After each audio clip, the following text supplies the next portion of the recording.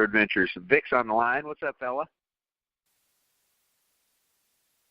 Or at least I think he's here. Let me unmute his ass. Then he can talk. What's up, man? Yeah, unmute me, O. Fuck you, O. What's up? How you doing? I'm good, man. Trying to figure out what's going on in my city and my state. You see me? Yeah, man. We could do a whole fucking couple weeks, couldn't we? Yeah, I might talk about that. What's got in my gear lately? It's crazy. All right. Well, this week we're traveling down to Waco. We're talking about Branch Davidians. We're talking about David Koresh. We're talking about the siege at Waco, the tragedy at Waco. And, yeah, it's one of those things that's just, I don't know, man. It's something that is Always going to remember this history, kind of like Manson murders, the Manson family murders, things of that nature. Hey, when you on the mic, you're looking up to the ball. You sound like you're underwater.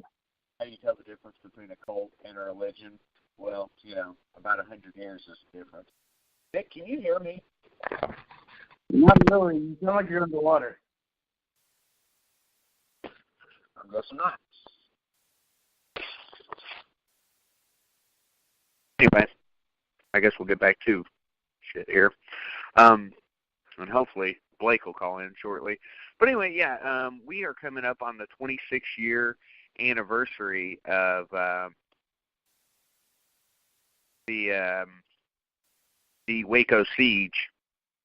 And again, took place 26 years ago in 2 days. We're recording this on February 26th, 2019. The actual last day of the siege, I believe, was February 28th, 1993. But let's talk a little bit about David Koresh. He was born as Vernon Wayne Howell on August 17th, 1959 in Houston, Texas, to a 14-year-old single mother, Bonnie Sue Clark, and that is a Texas name if I've ever heard one, and his father, Bobby Wayne Howell. Vic, are you there? Yeah. You went quiet. What happened, man? I said I couldn't hear you. You were like trapped underwater, and I was just chilling. Great. Yeah, I said I can hear you now. You're fine now. I don't know what the fuck happened. Anyway, Sound like you were swimming. There's Blake. What's up, Blake? Hey, guys, I'm so sorry about that. For whatever reason, it kept kicking me off the line. Like, I dialed, and then it wouldn't ring. And then I dialed the wrong show ID, or one digit off for whatever reason. I don't know what's going on. Just technical difficulties at best. ID 10T error. What's that? An ID 10T error. Oh, it's idiot spelled out, buddy. Oh, well, okay. Look, I've had a long day, okay? I've got convention appearances. I've been booking all day, and I'm exhausted. You have?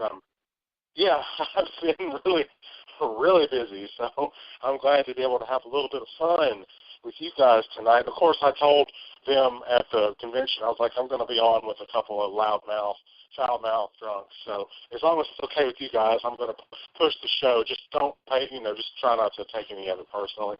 So. Well, we'll try to.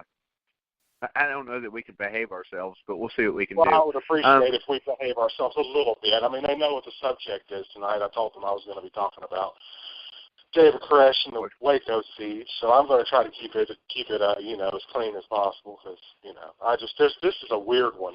This is not one I'd ever thought you guys would ask me to do. It's a little disturbing in a lot of ways, especially the mishandling of things and the way that there's just a lot of questions that probably still unanswered to this day, and I think that's what makes this so, intriguing to a lot of people.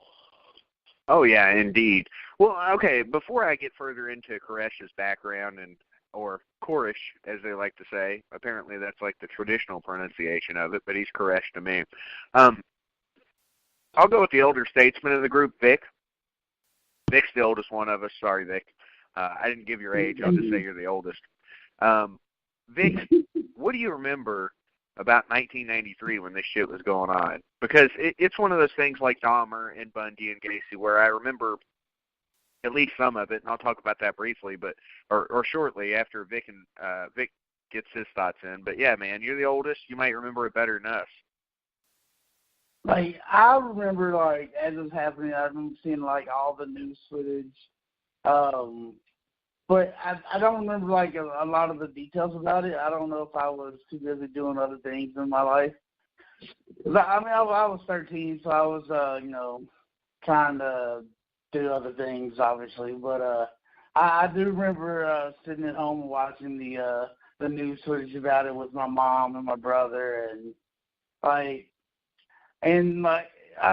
talking about it at school and whatever. And, like, I just remember the whole thing being so surreal to me. And then it started popping up in one rap song from 93 and 94. They all talked about it like they were cool. But that's a different story. The whole thing's weird because I'm the middle child here. I'm the middle child of Drunken Horror Adventures. So I'll tell you, Vic, I remember specifically Waco being like a notorious thing when I was a kid, but I didn't know anything about it. I had no idea what happened. Just couldn't understand, the magnitude of what had happened. Mm-hmm. I know as I got older, I started hearing the name David Koresh. Never really understood that it was, connected to Waco until I got even older. So at the time, Waco, the name itself, it meant something to me, but not so much. I didn't understand what it meant, So I had no idea what happened. It was a big deal at the time, but this wasn't like the Menendez brothers where I had some knowledge of it, or, Tanya Harding. Shit, I knew more about that than the other things, or OJ, or, a lot of the things that were going on then. I don't know if it was just because I didn't ask enough questions or they weren't forthcoming enough on the types of news programs that I would see at the age of 11, But yeah, I mean, I remember seeing news about it. I remember talking about it in school, whatever. But I mean, as far as like details about it, I don't remember much. You just remember the name? Do you remember the name Koresh at all from the time? I do not. Like I didn't realize Koresh was involved until later as well, like you. So I don't know. Yeah, it's a weird thing. If he's moving a big thing in the news or what? Yeah, I mean, now here we are 26 years later, and he is, not as infamous as Manson, but he's got to be up there with Jim Jones as far as, whenever you see cult programs, guess who's always on there? You see Koresh. So, I mean, obviously he's one of the... I would have to second that. He's definitely right up there with Charlie Manson and Marshall Applewhite for sure. See, I think he's more well-known than Marshall Applewhite, too. I think he's more well-known than Marshall. We all are pretty close in age, so we all kind of remember those same things. I'm the youngest of this trio tonight, but, I mean, not by that much. So, I mean, I definitely remember hearing it in the news, and I definitely remember Heaven's Gate, but you didn't, again, Koresh, I knew the name, but mostly I knew Waco, just Waco. It's almost like the OK Corral or Tombstone. It's kind of just Waco. You hear it, and it's synonymous with something awful that happened, I mean, think about it. Like, most places or most crimes aren't known by their location or, what's happened there. Like, when you think about it, Jonestown, they created that themselves. So it wasn't like people remember exactly where Jonestown was. People don't remember. I mean, people know it was California, but people don't know where the Manson murders took place. They could say Hollywood.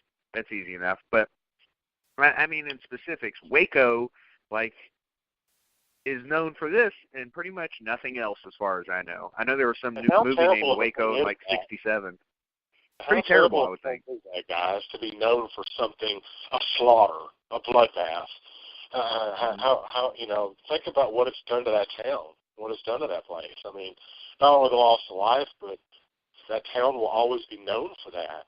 I mean, here we are, like you said, 26 years later. and people know it.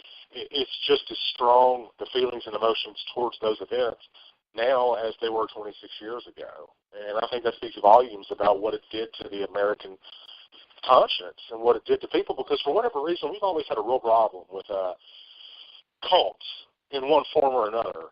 Cult leaders, cult ideals, this idea of having, a leader that will lead us out of temptation and what appears to be into complete and total doom, is how it would appear, because I don't think I've ever heard of one of these things coming out well. 9 people survived Waco. 9 of the Davidians. I mean, that's not... that's just this craziness. I mean, to think about it, just to think about everything like that is nuts. But America has a real problem with cults and cult, organizations like that. I made this accurate joke before you came on the air, and I don't know that Vic heard it because he was having problems hearing it. Not sure if it's his end or my end. Blake, do you know what the difference between a cult and a religion are? I know I'm gonna regret asking, but what? No, it's not like that. Okay, it's not that type of joke. About 100 years. That's the difference between a religion and a cult. you know what I'm saying? Like, if the Branch Davidians were over 100 years old, and maybe they are. Shit, I don't think they are. But if they were, then it would be viewed as a legitimate religion. But since it's like new, people view it as a cult. And really, that's about it. They're all the same, and I'm not anti-religion. I'm just saying that if you look at their core principles, what's the difference really? Again, I can't argue with the point about the idea itself, that there's a tie between religion and cult. Though not necessarily, it's not that necessarily that way for everyone. I mean, I grew up, obviously you guys know how I grew up, so I kind of had a very skewed version of religion anyway, because, it was, let's go to church and then let's go back to, hurting our children and doing everything we do at home, and then go back to church, and then Baptist, Southern Baptist, this, that, and the other, and then I grew because of that. I kind of had to wait till I was older to kind of really understand my own belief in religion and what it meant to me, because what they tried to have me believe as a child surely wasn't the right thing. But as you were saying, it's not that old. The Branch Davidians, we're talking, I mean, I did some, reading on it today, 1930s, and it was started by a disgruntled member of a church, Seventh-day Adventist church. The 1930s, that's fairly new. That's a fairly new. This isn't like the Christian, like this isn't going back in, 3,000 years or however long. So that's really, recent. Seems to and the Branch Davidians were just a splinter from that. So yeah, definitely. Yeah, seems to have been marred by tragedy, though. Everything that I've read about the Branch Davidians, it seems to be nothing but tragedy from beginning to. Well, I don't know that there ever was really an end. I mean, just from the beginning of it in the 30s until those 9 people managed to escape the fiery deaths that they were certain to have had in Waco. I don't know how they managed to escape, but they did. So I guess from the 1930s till that point, that's what it was. Well, Branch Davidians are still around today. So there's that for you. But, okay, so I was getting into his parents, but, apple doesn't fall far from the tree, because before Koresh was born, his dad, again, Bobby Wayne Howe, and again, his name was Vernon Wayne Howe, in case anybody missed that at the start, before he later changed his name. But anyway, before he was born, his dad actually met another teenage girl and abandoned Bonnie Sue, his mom. So Bonnie Sue was having Koresh at age, 14? And this dad, he ditches her for another teenage girl. And, Koresh never actually got to meet his dad. And his mother began cohabiting with a violent alcoholic. Sound familiar, Blake? Yeah, it does. It's very autobiographical in nature to me, and then also very reminiscent of a lot of the serial killers we discussed where things start out that way. This isn't one of those situations where we're like, how did he become this way? It seems kind of obvious how he became this way. It's just that, things spiraled out of control, like with a lot of these guys. So, in